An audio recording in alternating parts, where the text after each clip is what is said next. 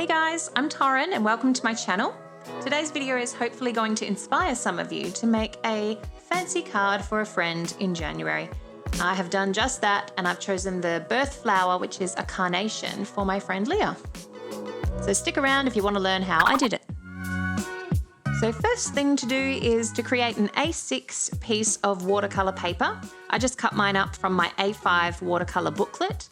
And then I'm basically sketching in a line to show where the table is and then go in with a vase shape. I've chosen this kind of shape, but really you could use any vase shape as long as you can put 3 stems that cross over in the middle into the vase.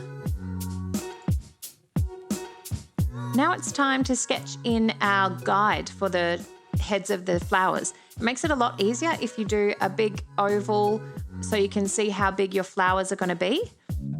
And then I just go through and thicken up the stems and add a bunch of leaves going all the way down, just like the real carnations.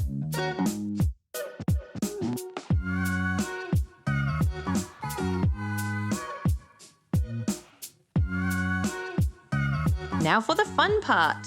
We get to use those ovals that we made before to create the petals. And how you want to do that is basically using lots of wavy, wiggly lines that all come into the center at once. So just use that as a guide and go round and round with lots of wiggly lines to create those carnation petals.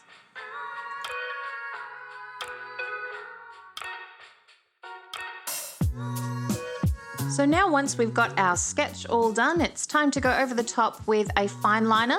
This one that I'm using is water resistant so that I can go over the top after this with watercolor and it's not going to bleed and smudge everywhere. So just trace over every line that you've made and you don't have to press too hard so that you get some of that organic line come through. And then I also went in with a slightly thicker fine liner on the right hand side of all the petals and the vase to give it kind of like a shadow effect. Now that our illustration is all done, it's time to go in with the text at the base. Now this is a birthday card for my friend Leah, so I've written happy birthday in a nice calligraphy style font, just using the same fine liner so that it won't smudge if I decide to put some color on it later.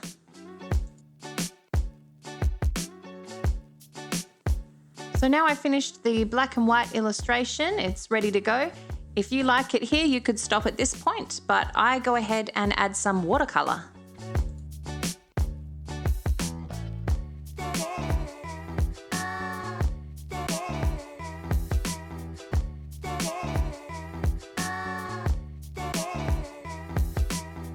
So now I'm sticking the card down to my desk using some washi tape. It's just some cheap washi tape that I got from Kmart a while back. I used it in my gift tag video. If you want to check that one out, feel free. I'll leave a link in the description box.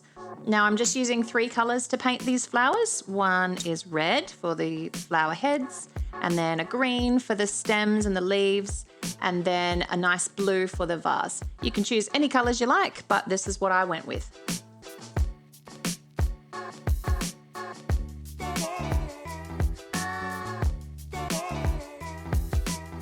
And so now we're just going to watch me filling out the watercolor on this page. A little bit boring, so let's just have a little chat, shall we? If you're liking this video, feel free to leave a thumbs up. That would be great. And I always welcome comments down below. I will respond. If you're not subscribed, please consider doing so. That would be awesome. And now we're going back into the coloring.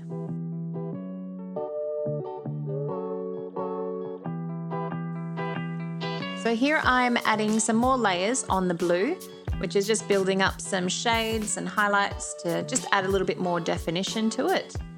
And then I go ahead and add some shadows down at the base. So just using the same blue, giving the effect that it's reflecting there.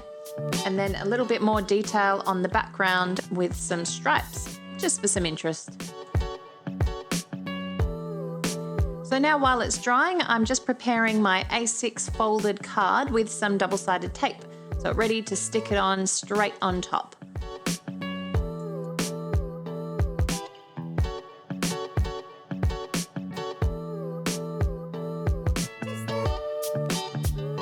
And now I'm just sticking it on the front and it fits like a glove. And so here is the final product ready to give to my friend. I hope this inspired you and you enjoyed watching. If you did like it, I will leave a link to my Art Nouveau style birthday card in the description box below.